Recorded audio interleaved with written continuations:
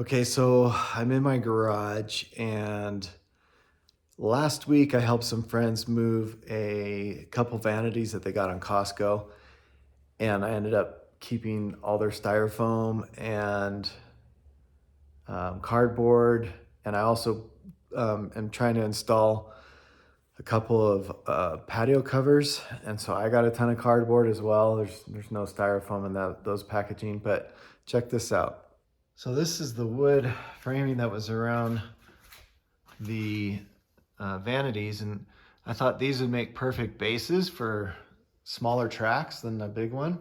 And I have all these cardboard boxes, and all that styrofoam, those cardboard corners, all came from the vanities packaging. I took one of the bases. This one's really flat and in good shape, and the vanities had these corner pieces. And so I just laid out a few tools, and I have my rock crawler here for reference to try to do track sizes and things like that. And so I'm going to try to do a mini track. So this base is 25.5, so just over 2 feet. And the long ways is 63.5, so a little over 5 feet, a few inches over 5 feet. So it's a little bit bigger than like half the size of the big one that was built off of a 4x8. So we're at like 2 and a bit and a little over 5. So I'm going to see what I can squeeze in here.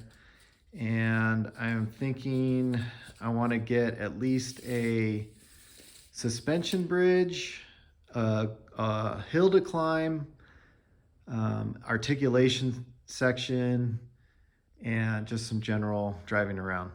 So I'm going to see what I can get in this and see how long this one takes me now that I've kind of have experience building one.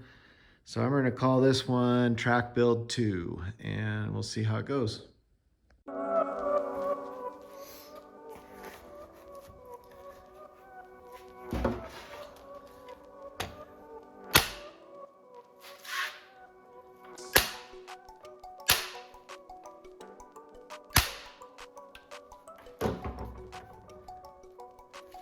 That's pretty solid, but I'm thinking I might put in some of these sheet metal flat screws.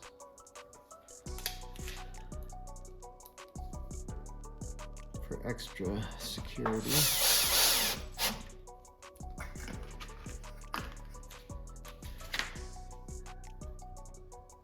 At least 2. One on each corner. I can get it in there.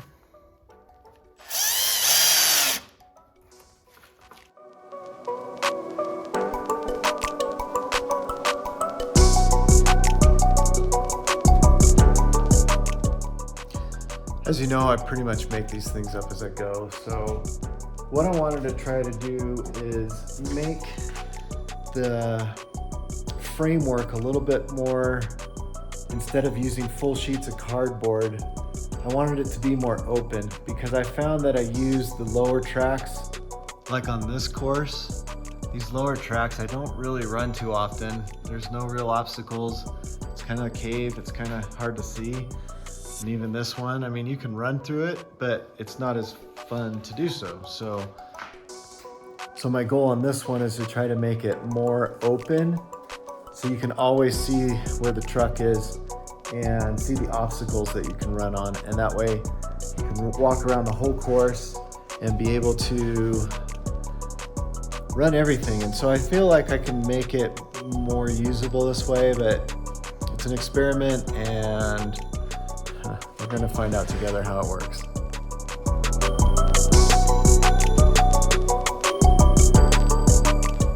This was a cardboard tube left over from some material I used for some other videos, like my headboard project, and a valance over my home theater projection screen and stuff. So anyway, the more trash I got to use up. Cutting cardboard tubes with a Sawzall? Yes, please. Jokes aside, I don't even have a handsaw. I think I have maybe a little hacksaw one, but I thought it'd be easier to just cut this and screw it onto the side like that.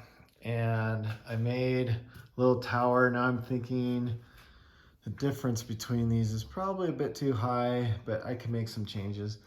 And now I just need something to go on the inside of these, to go up, to support the bridge and start making more of the structure.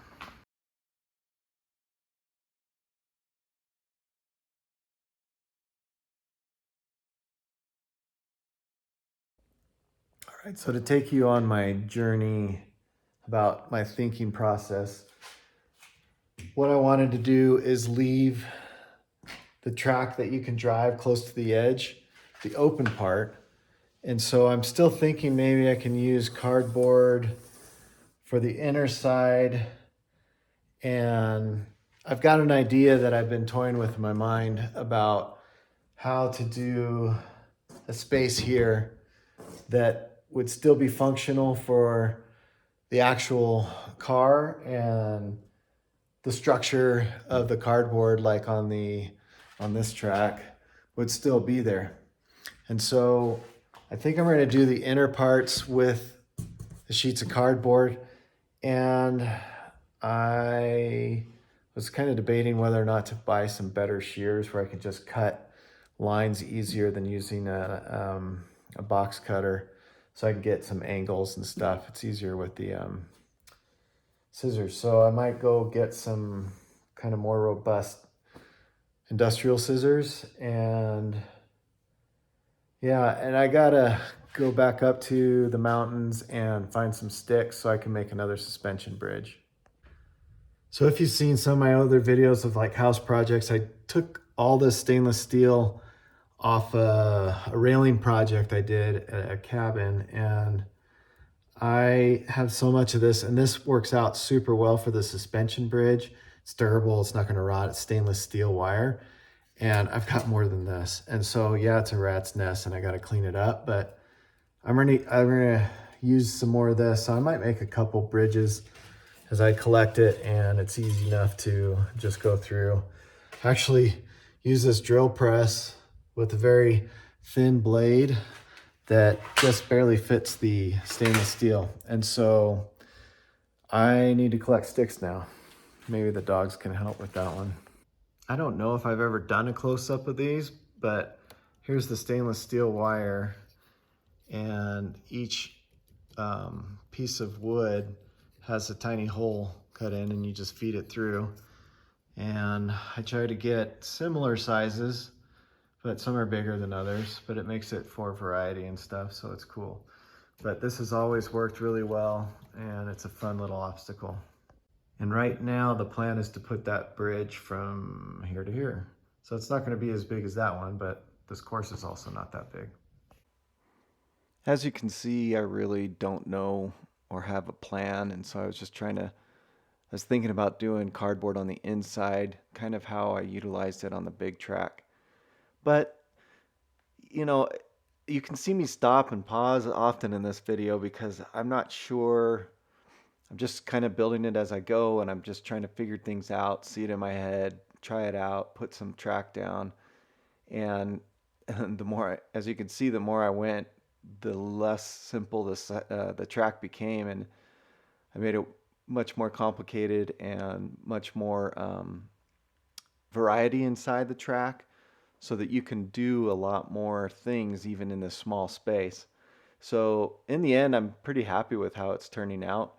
I'm excited to get the whole base of it done so I can start doing the details with the plaster and start getting it going. And once we get to that point, it's going to be a lot more usable. And hopefully, I ordered a new car I want to test out, and I'm excited for that to get here. Don't know when it's going to get here, but I want to be able to test the track out with that one and try the other one as well, since I couldn't do some of the obstacles.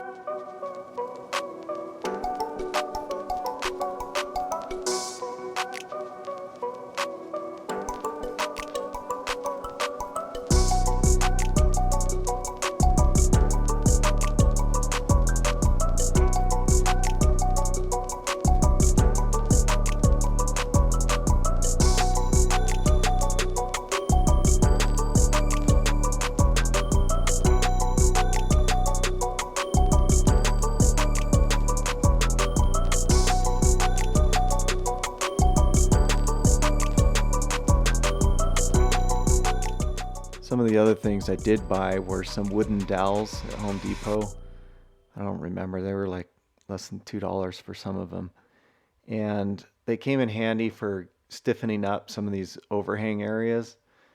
And so, but everything else, and I'm not even going to count the price of like the screen because I had that left over from a project I did up at the cabin. And so just so you guys know, I'm not going to price out every little thing like, oh, this must have cost, I only used a portion of this screen and the whole thing cost $30, so I must be $27.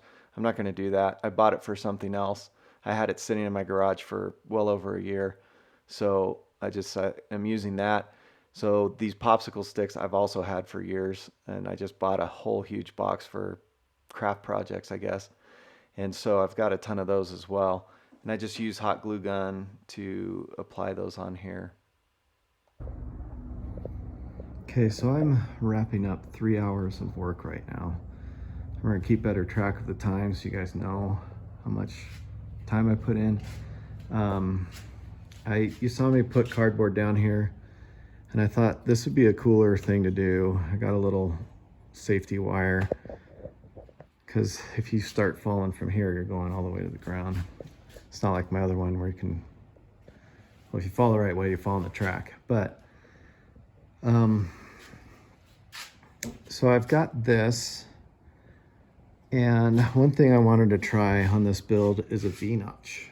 So I've got a hill climb V-notch in here, and this is something that I had left over, and so I thought I would try that out for just getting some shape so I don't do everything in cardboard and try to give it more shape than just kind of a flat surface.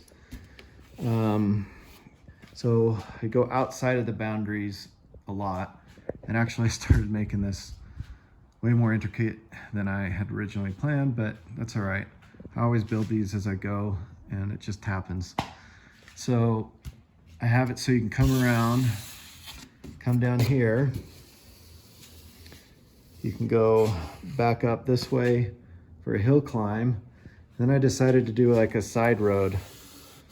And I was thinking about maybe possibly wrapping it around from like here to the outside and then meet up right back here.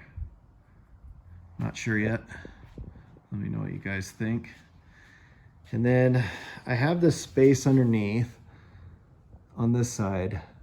So I was thinking about coming through, doing a track that comes out again around, and then be able to meet up with this opening as well. And then this would come around, and I think I'd have to do it in a way where you can meet up with the other trails. So I'd probably come around and you can go right in through there, but how I need to figure out where to go on this side. Do I go around that and come around? So we'll see, but now I decided I'm going to do 2 suspension bridges, one on this level and one on the top level. So on this middle level, it'll carry around. And again, I was trying to do the screen work, and I'm going to fill it with foam. I stuck popsicle sticks in like I did with the course over there, and that has held up really well. So it just adds a neat little stability, I guess. And so this will come around. So when you come up the hill climb, you can either cut across there. I don't know if you can make a right-hand turn to go on the suspension bridge, but you probably keep climbing up that way. And so now I need to figure out something else, because I just realized the top track is all on its own. There's no way up there. So I got to figure that out. Maybe I'll do some sort of elevator. I don't know, probably not. This one I used a lot more screws, like in all the places that you saw me do the original. So this is a smaller space, but as you can see, no shortage of track to keep you entertained. One thing I'm going to do is I'm going to leave these bottom parts really open. Unlike my other course, right here, you can't really see and stuff in there. So what I'm going to do is I'm going to do like articulation type obstacles and stuff down here. And so now I really need to figure out how to get to the top tier. That's kind of funny. I didn't even think about that or hit that yet. Well, that'll be interesting to solve, to say the least. So maybe instead of going outside and around, maybe I just take it up here. So from the V-notch, make a really turning hill climb to get up to this level. Kind of like I did on my other course. Because that's starting to get kind of crazy going around so many different ways. But definitely need to get up to the top course. I mean, what do you guys think? Should I do from the outside edge? Should I come all the way down like a big hill climb? So you come out the bottom and then you just climb, climb, climb, climb, climb, climb, climb, and meet up at the top. Let me know what you guys think.